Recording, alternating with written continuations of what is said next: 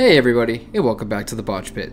This is Chris the Librarian, and we're here to start a beginner's guide series for a whole new game line. Kult, Divinity Lost, was originally conceived in 1991 by Swedish artists Gunilla Jonsson and Michael Peterson.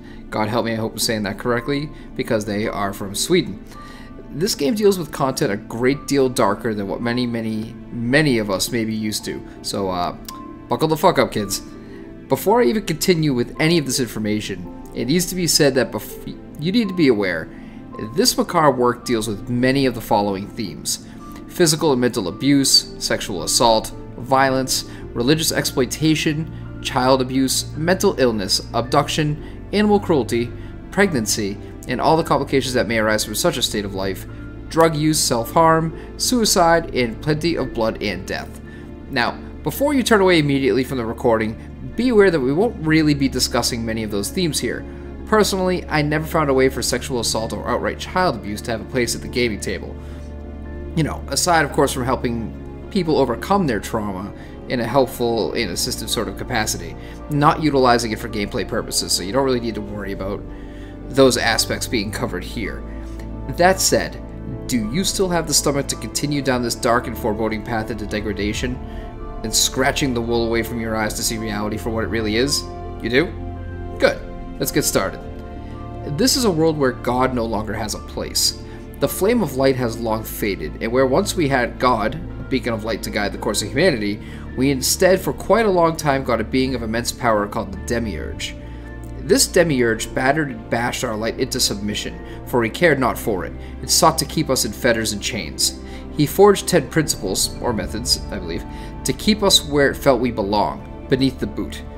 To keep us placated, he created a false world for us to grind our existence out in, and to make it much worse, our own souls and divine light fueled this prison. However, this illusionary prison is quite delicate and requires many a moving piece to keep it functioning properly. The Demiurge also created jailers, called Lictors, to keep us in line and everything running smoothly. These monsters hold the positions of power throughout society, a watchful eye consistently kept upon us in case we begin to realize the scope of how things truly are. Impossible commitments, aching desires, debt, love, obligation, responsibility. These were the tools of our imprisonment, the bars if you will, and for a time everything was fine and dandy for the Demiurge. Then, out of nowhere, things began to change. The Demiurge's power weakened, and once more we began to question things. The ladders of faith in society seemed as greased as the cogs that kept it in motion, and once those began to be challenged, the divine order, the System of Imprisonment, was thrown into chaos and revolt. People began forsaking church, as all worldly religions became cast under scrutiny and doubt, rightfully so. Over the centuries, man was slowly awakening, and the old systems of religion were crumbling. Then, sometime in the early 20th century, it came to a head when the Demiurge vanished, fled, or died. None really know for sure, but it doesn't really matter, the result was the same. The status quo would inevitably falter. With this, the boundaries of our false reality began to tear at the seams.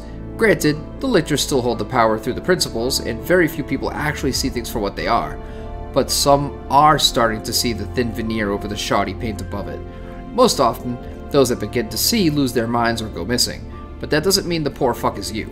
Perhaps you have the fortitude, the willpower, drive, and character, or you're just another corpse atop the pile. I digress. Moving on.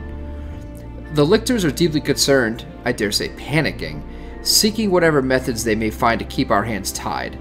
Distraction and misdirection are, and always have been, the name of the game, and they're excellent at it. Humanity has always pleaded entertainment and escapism, and they're all too happy to give it to us as long as we don't peer out that window too long or pry too hard on the board, sealing up our awareness.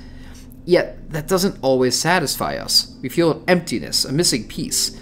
New lies and bound appendages can never quell that stomach rumbling, that hunger for knowledge. Sometimes we just know there's more, and we have an inescapable obsession to seek it out. The illusion of things frays at our psyche, and a few of us begin to really scratch that scab. Therapies and medications keep it sated, but not for everyone and not forever. Those medications not only help with the fraying, but also in a capacity as blinding us to the true, bleak reality around us. Madness often takes hold regardless, leading us away from safety and comfort and ever closer into the abyss.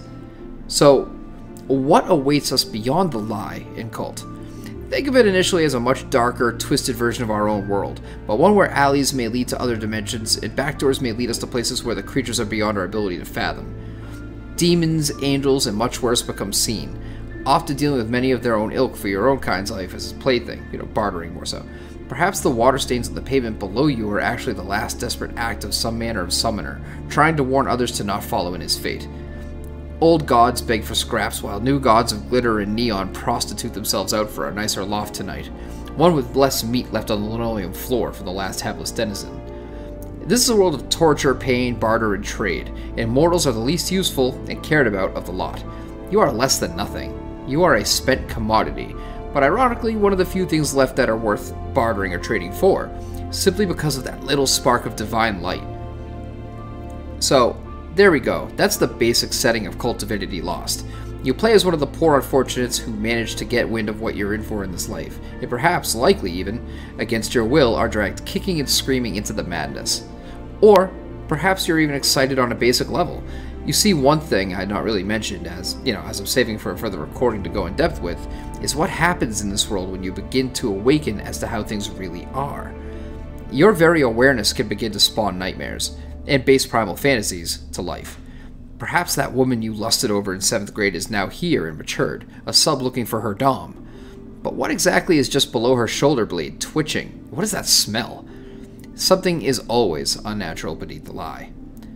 Before we close out this introduction to the basic setting, I'd like to talk for a second about a few different forms of media that this screams of to me. The first, and easiest for me to mention, is Silent Hill. This world holds you responsible for your darkest secrets, guilts, and nightmares. Chances are, if you come across something horrific that your desires and fears spawned murders the shit out of you, you deserve that fate. This isn't a world full of heroes and anti-heroes only. Definitely not. The fallen humanity of Kult Divinity Lost are not pure of heart, at least not most of the time. Another is the Matrix. Not the technological or fear aspect of it, but the living out the day-to-day with the lie. Your office job is always just one Agent Smith away from going batshit. The last reference, and likely the most on the nose aside from Silent Hill, is DMC, Devil May Cry. The reboot, some controversy aside, took place in a world where demons and monsters use corporations, news, and the media, as well as capitalism in general, to keep mortals under their heel to use and feed upon. I'm sure this will somehow influence my game when it begins, so I just wanted to point that out. Well, that's it for the introduction to the basic setting. This is kind of a shorter one as it's just setting the stage for us to get in depth with it. This is the first new game in a long time that has intrigued me like this. I look forward to getting into this even more with you all, but remember, the world is a lie, and the monsters are real. Don't trust your instincts. The only truth is fear. Thank you everyone, this is Chris the Librarian closing out. Have a great night.